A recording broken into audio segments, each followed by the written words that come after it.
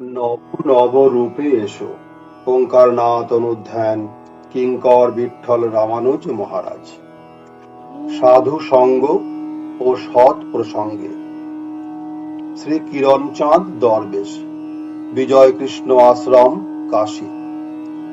শ্রী শ্রী বিজয়কৃষ্ণ গোস্বামীজির অন্যতম প্রধান শিষ্য শ্রীমৎ কিরণচাঁদ দরবেশজির সঙ্গে সীতারামের মিলন ঘটেছিল মুক্তিতীর্থ বারাণসীতেই ১৩৫৩ সালের একটি পুণ্য দিনে। দরবেশজি তখন ৫ নম্বর আউধ গর্বীর বিজয়কৃষ্ণ আশ্রমে বিশেষ অসুস্থতা নিবন্ধন শয্যাশায়ী ছিলেন। শ্রী গুরু সেবক কিঙ্কর পরমানন্দজির অর্থাৎ মীরহাটার শ্রী আদিত্য দের কাছে দরবেশজির সংবাদ পেয়ে সীতারাম বিজয়কৃষ্ণ আশ্রমে উপস্থিত হলেন। আশ্রমে প্রবেশ করে সীতারাম একটি ঘরে অপেক্ষা করতে লাগলেন উৎসুক হয়ে। তাঁর সঙ্গে ছিলেন ডাক্তার শিষ্য সত্যরঞ্জন চক্রবর্তী। কিছুক্ষণের মধ্যেই বাকি সেবকেরা পৌঁছালে সীতারাম সহর্ষে বললেন, এরই মধ্যে কি করে এলি?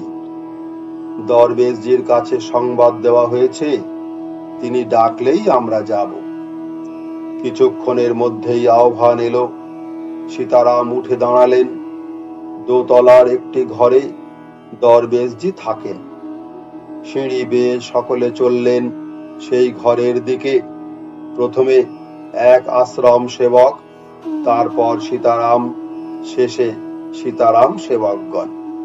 ডাক্তার সত্যরঞ্জন চক্রবর্তী, পরমানন্দজি, সদানন্দজি ও বৃন্দাবনজি। ওপরে বারান্দার গায়ে লাগানো পর পর ৩টি ঘর। শেষ ঘরটিতে থাকেন দরবেশজি। প্রথম ঘরটির দরজা পার হতেই দরবেশজির সুমধুর আহ্বান শোনা গেল, জয় সীতারাম, জয় সীতারাম। সীতারাম ঘরে প্রবেশ করতেই দরবেশজি আসুন আসুন বলে সাদর আমন্ত্রণ জানালেন। সীতারামের বসবার জন্যে সেবকেরা তাঁর আসনখানি দরবেশজির শয্যা থেকে একটু দূরে পেতে দিয়েছিলেন। সেখানি নিজ শয্যার উপরেই টেনে নিয়ে বিস্তৃত করে দিয়ে দরবেশজি বললেন, বসুন, আমার কাছে বসুন। তারপর দুজনাই কিছুক্ষণ নীরব। একটু পরে দরবেশজি মৃদুস্বরে বললেন, ছেলেরা মনে করছে আমি বুঝি খুব পীড়িত, কিন্তু আমি ভেতরে বেশ ভালো আছি। সীতারাম শান্ত স্বরে সমর্থন জানালেন, মহাপুরুষদের তো তাই হয় বাবা। তারপর দরবেশজি সীতারামের দক্ষিণ হস্তটি নিজ হস্তের দ্বারা ধারণ করে বক্ষের উপর স্থাপন করে বললেন, আমাকে একটু স্পর্শ করো বাবা, আমি পবিত্র হই। সীতারাম বেশ কিছুক্ষণ তাঁর দক্ষিণ হস্ত দরবেশজির পবিত্র বক্ষ পরি বুলিয়ে দিতে লাগলেন। দরবেশজি নিদ্রাগত হলে সীতারাম ধীরে ধীরে গাত্রোত্থান করলেন। শ্রীমৎ অসীমানন্দ সরস্বতী, বিজয়কৃষ্ণ আশ্রম, পুরুলিয়া। শ্রী শ্রী কিরণচাঁদ দরবেশজির সুযোগ্য উত্তর সাধক, পুরুলিয়া বিজয়কৃষ্ণ আশ্রমের কর্ণধার শ্রীমৎ অসীমানন্দ সরস্বতীজি সীতারামের একান্ত অনুরাগী ছিলেন। ১৩৬৮ সালে পুরীধাম নীলাচল আশ্রমে তাঁদের মিলন কাহিনীটি স্মরণীয়। সীতারাম সেই সময় মৌন ব্রত ধারণ করেছিলেন। একদিন শ্রীমৎ অসীমানন্দজির পত্র এলো, পদব্রজে তিনি পুরীধাম যাত্রা করছেন, তাই সীতারামের আশীষ প্রার্থী। পত্রটি কাব্য আকারেই লিখিত।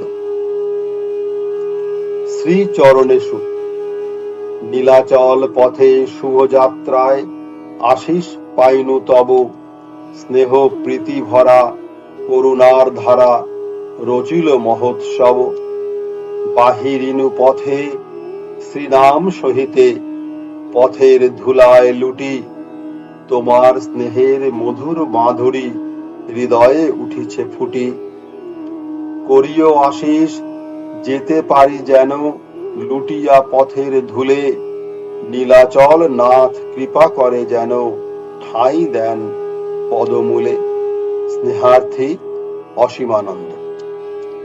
সীতারাম এই মধুর পত্রকাব্যটির উত্তর দেন কাব্যাকারেই। নীলাচল আশ্রম, পুরীধাম, 24শে কার্তিক 1368। বিজয় কৃষ্ণের বিজয় ভেরি ধ্বনিত করিয়া সঘনে কলির কলুষ নাশিতে নাশিতে এসো এসো সখে সগণে দুরন্ত কলিরে করিতে শান্ত নাম রূপে ভগবান করিছেন লীলা যন্ত্র আমরা জেনেছি হে মতিমান যন্ত্রী যেভাবে বাজান তাহার এসব জীর্ণ যন্ত্র বাজিবে সেভাবে এগুলি তাহার পরম পাবন মন্ত্র। এই পত্র প্রেরণের পক্ষাধিক কাল পরে 15ই অগ্রহায়ণ 1368 বেলা 11:30 নাগাদ শ্রীমৎ অসীমানন্দজি সদল বলে নাম কীর্তন করতে করতে নীলাচল আশ্রমের দ্বার প্রান্তে এসে দাঁড়ালেন। তার পদার্পণের সংবাদ শ্রবণ মাত্র মৌন সীতারাম কুটির ছেড়ে বাইরে এসে স্বাগত জানালেন। দর্শন মাত্র অসীমানন্দজি প্রণাম নিবেদনে সচেষ্ট হলেন। সীতারাম সে সুযোগ না দিয়ে তাকে বক্ষ লগ্ন করলেন। সেবকদের নির্দেশ দিলেন সপরিকর মহারাজজির পদধৌত করবার জন্য। সেবকগণ আজ্ঞা পালন করলেন। সীতারামের সঙ্গে মিলনানন্দে অসীমানন্দজি ভাবস্থ। ভাব ভঙ্গে সীতারাম অনুরোধ জানালেন, আজ এখানে প্রসাদ পাও এর ইচ্ছা। তাঁর ইচ্ছা অসীমানন্দজি সানন্দে শিরোধার্য করে সসঙ্গী প্রসাদ নিলেন। পরের দিনও সীতারাম নিমন্ত্রণ জানালেন এবং নানাবিধ ব্যঞ্জনাদি ভোগ দেবার জন্য সীতারাম পূর্বভাগে নির্দেশ দিয়ে রাখলেন। রাত্রি 3টে পর্যন্ত আনাজপত্র কাটাকাটি হলো। পরের দিন 12:30টার মধ্যে ভোগ দিতে হবে। এদিকে আবার প্রাতঃকাল 8টা থেকে 2টা পর্যন্ত পাঠের আয়োজন আছে। আশ্রম সেবক শুদ্ধানন্দজি, বর্তমানে শ্রীমৎ ষঠকোপ স্বামী, একটু আপত্তি জানিয়ে বললেন, তা কি করে সম্ভব বাবা, 12:30টার মধ্যে ভোগ? সীতারাম লিখলেন, আমার ঠাকুর কেমন সুন্দর ব্যবস্থা করেন দেখ না। পাঠের সময় নিয়ম মতো পাঠ পর্ব সমাধা হলো। তারপর সীতারাম নিজে পাকশালায় উপস্থিত থেকে 6টি উনুন ধরানোর ব্যবস্থা করলেন। পাক কার্যে নিযুক্ত করলেন 4 জন পাকা রন্ধন বিশারদ। নিজেও সমস্ত কাজ পরিদর্শন করতে লাগলেন। পাক কার্য নির্দিষ্ট সময়েই সমাপ্ত হলো। ইতিমধ্যে মহারাজজি এসে গিয়েছেন। সমাদরে তাদের ফল প্রসাদ দ্বারা আপ্যায়িত করা হলো। তারপর পাগলের খেয়াল পাঠ হলো। সীতারামের এই অনুপম গ্রন্থ থেকে পাঠ শ্রবণ করে অসীমানন্দজি পরম প্রসন্ন হয়ে বললেন, তাঁদের মন্দির পত্রিকায় গ্রন্থটির প্রতিটি প্রবন্ধ ছাপাবার নির্দেশ দেবেন। প্রার্থনা ভোগারতির পর সকলে পরমানন্দে প্রসাদ গ্রহণ করলেন। প্রসাদ গ্রহণান্তে সীতারাম লিখলেন, আর কদিন আছো? তিনি জানালেন, পরশু যাব। সীতারাম সেই সুযোগে আবার নিমন্ত্রণ জানালেন, কালও যদি এখানে প্রসাদ পাও, ওঙ্কার খুশি হয়।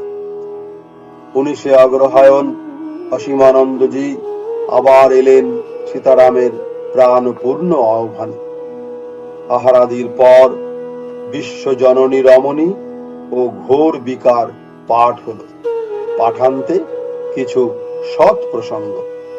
তারপর স্বামীজি বিদায় প্রার্থনা করলেন। বিদায় মুহূর্তে সীতারাম নিজ অঙ্গ হতে শীত বস্ত্রটি অসীমানন্দজির গায়ে জড়িয়ে দিয়ে প্রেম আলিঙ্গনান্তে প্রেম মিনতি রাখলেন, চিঠি দিও। ঋষিকেশ আশ্রমে সীতারাম তখন অবস্থান করেছেন। 1373 সালের 27শে ভাদ্র।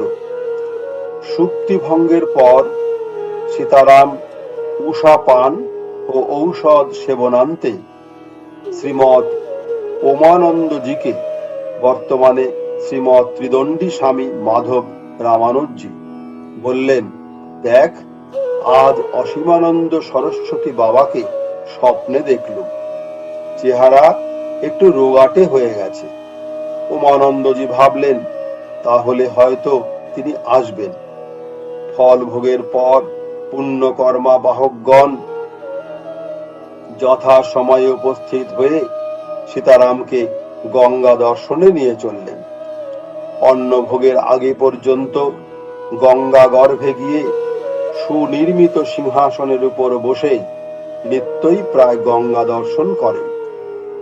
1 হাঁটু জলের উপর সিংহাসন পাতা থাকে। এই দিন কিছুক্ষণ পরেই এক সেবক এসে সংবাদ দিলেন যে শ্রীমৎ অসীমানন্দজি শুভাগমন করেছেন। অসীমানন্দজি গঙ্গা গর্ভে নেমে সীতারামকে প্রণাম করে আলিঙ্গনবদ্ধ করলেন।